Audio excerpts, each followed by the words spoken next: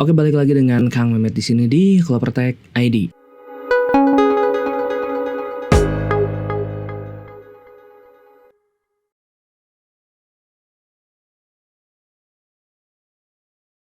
Oke, jadi buat kali ini kita masuk ke segmen BTS, Berita Teknologi Sepekan.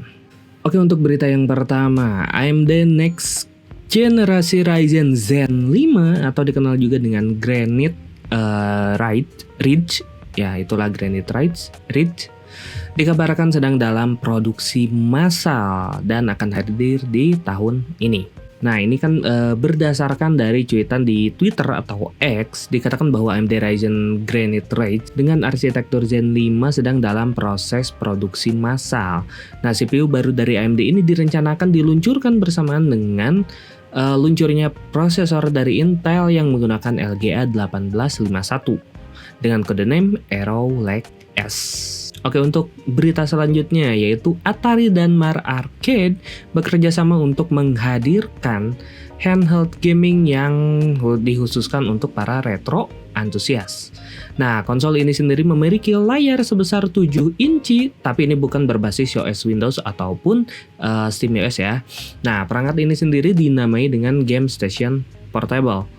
Yang menarik adalah perangkat ini dilengkapi dengan trackball. Ya, jadi ada trackballnya gitu buat di scroll. Ini bukan kayak mouse atau ini, paketnya trackball, bener-bener retro atau klasik ya. Nah, selain dilengkapi dengan trackball, serta terdapat 2 port USB tipe C di belakangnya untuk menambahkan controller tambahan. Nah, perangkat ini juga dikonfirmasi didukung dengan 200 game Atari di dalamnya. Nah, untuk harganya sendiri ada di kisaran $149 US dollar. Nah, jadi kalau misal ini dia udah ada gamenya, nggak bisa kita tambah ataupun dimodifikasi, setahu saya gitu. Oke, selanjutnya AMD Ryzen 8000. Nah, kemarin kan kita udah ada info bahwa AMD 8000G atau Hawk Point akan hadir pada 31 Januari 2024. Nah, dikutip dari Bench Live, infonya ada beberapa leak menyebutkan bahwa sebagian motherboard AM5 akan memberikan kemampuan I/O tambahan, di mana kemungkinan prosesor ini disupport juga dengan USB 4. Nah, jadi kita nanti bakalan mulai nih ketemu dengan USB 4 kemungkinan di tahun ini ya. Nah, terus di mana saat ini informasinya Microsoft sedang melakukan pengujian USB 4 versi 2.0 standar ya pada Windows 11. Nah, USB 4 ini juga diklaim mampu berjalan pada kecepatan hingga 80 gigabit per second, di mana artinya memiliki performa 2 kali lipat dibandingkan dengan generasi sebelumnya.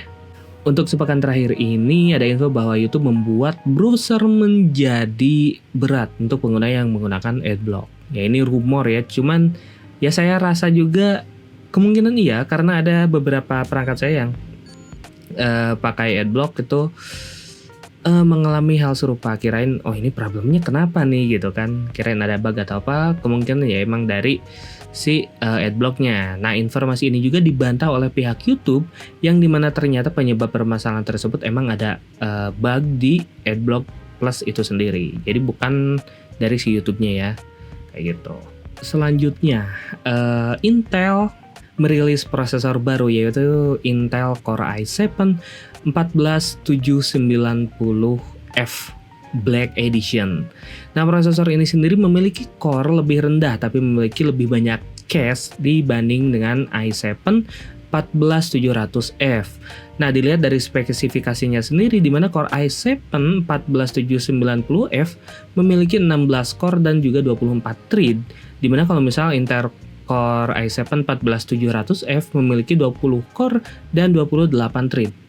Nah, untuk frekuensinya sendiri itu masih sama, cuman ya tadi di bagian cache-nya sendiri i7 14790F ini menggunakan 36 MB untuk cache L3-nya ya. Sedangkan untuk L2-nya ada di 20 MB.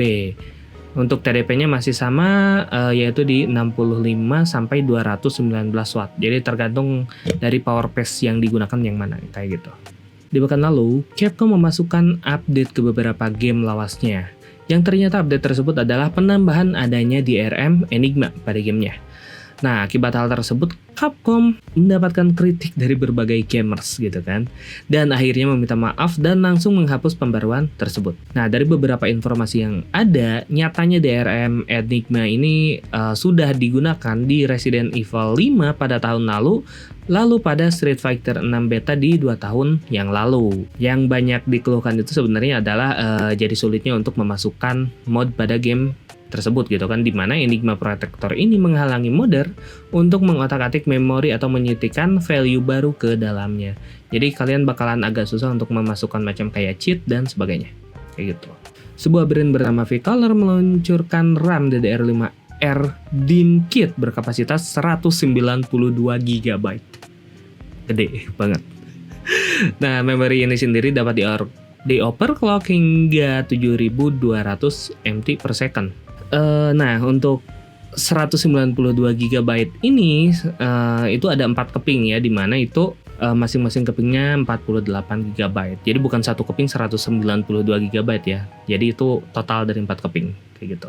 Oke, selanjutnya terdapat informasi yang mengatakan bahwa rilisnya laptop high-end yang dibekali oleh Intel Arrow Lake dan AMD Strix Point akan diundur hingga awal 2025.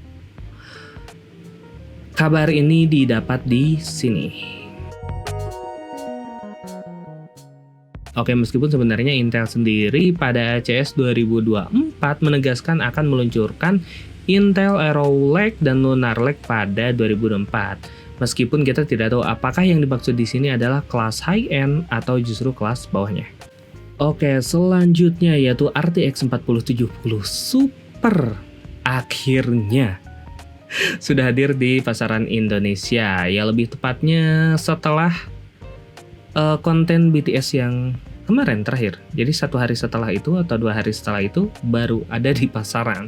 Nah, untuk harganya sendiri paling murah berada di 10,8 juta rupiah dan paling mahal ada di kisaran harga 14,5 juta rupiah. Nah, apakah hadirnya RTX 4070 Super ini di pasaran membuat harga RTX 4070 non super gitu kan menjadi turun, atau justru konsumen akan lebih tertarik ke RTX 4070 Super dibanding dengan RTX 4070 non super kayak, karena harganya ada beberapa yang mirip-mirip gitu, gak beda jauh, karena ya itu dari segi harga dan performa udah beda jauh ya. Oke, lanjut. Oke, selanjutnya yaitu Onyx Player mengumumkan konsol portable terbarunya yang diberi nama dengan One X Player X1. Berbeda dengan perangkat konsol portable lainnya yang biasanya hanya memiliki 2 mode, yaitu mode handheld dan juga tablet. Nah, pada konsol ini dapat dialih fungsikan menjadi 3 mode, yaitu laptop, tablet, dan handheld. Nah, untuk prosesor yang digunakan di sini hampir sama dengan yang digunakan oleh MSI Claw, yaitu Intel Core Ultra 7 155H dan Ultra 5 125H. Nah, One X Player X1 ini sendiri memiliki layar 11 inci yang dimana itu sangat besar sekali untuk handheld konsol gitu ya. Dia memiliki resolusi 2560x1600 pixel dan juga didukung oleh refresh rate sampai dengan 120 Hz. Perangkat ini menggunakan controller yang dapat dilepas.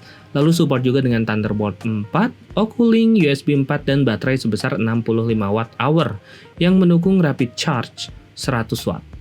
Oke, selanjutnya yaitu Intel 300. Udah. Namanya Intel 300 ya. Ya emang kayak gitu kan. Ya, Intel mengeluarkan prosesor entry levelnya yaitu Intel 300 untuk saat ini, ya itu di lini prosesor Intel mungkin yang naik adalah dari seri core macam Core i3, Core i5, Core i7, dan Core i9. Sedangkan seri Pentiumnya sendiri bisa dibilang tidak terlalu dilirik akhir-akhir ini ya. Nah, Intel 300 ini sendiri diposisikan sebagai pengganti dari seri Pentium. Namun sayang sekali Intel 300 ini hanya ditenagai 2 core saja, atau lebih tepatnya 2 performance core. Nah, prosesor ini memiliki rating TDP di 46 Watt dan memiliki 6 MB L3 cache dan juga bus clock-nya sendiri ada di 3,9 GHz. Akhirnya AMD FSR 3.0 hadir pada game Call of Duty Modern Warfare 3 dan juga Warzone. Nah, AMD FSR 3 ini bukan hanya menggunakan teknologi upscaling tapi juga menggunakan teknologi frame generation. Nah, untuk GPU yang disupport sendiri setidaknya adalah Radeon RX 5000 series atau 6000 series atau yaitu di atasnya ya, atau minimal GeForce RTX 20 series, terus 30 series yaitu untuk mengaktifkan frame generation-nya. Jadi untuk FSR 3 ini ya GPU tersebut yang support untuk frame generation-nya ya. Oke, lanjut. Mungkin ini yang terakhir yaitu Galax meluncurkan GeForce RTX 47 Super HOV OC Lab Master X. Panjang sih. Yang dimana pada versi ini telah di-overclock sebesar plus 211 MHz dan TGP maksimalnya meningkat menjadi 320 Watt, dimana RTX 47 sendiri memiliki TGP standarnya itu atau bawaan di 220 Watt. Jadi ini peningkatannya cukup besar ya, terutama di konsumsi daya. Tapi gimana performanya ya nanti lihat aja lah. Oke, mungkin segitu aja buat BTS kali ini. Semoga informasi yang disampaikan dapat membantu kalian. Kalau kalian suka dengan konten ini, jangan lupa buat like, subscribe, dan nyalain lonceng notifikasinya. Terus buat kalian yang ingin berdiskusi seputar komputer dan lain sebagainya, kalian bisa gabung di Discord Clovertech ID. Untuk link ada di deskripsi. Oke, saya Kang Mehmet pamit. Bye.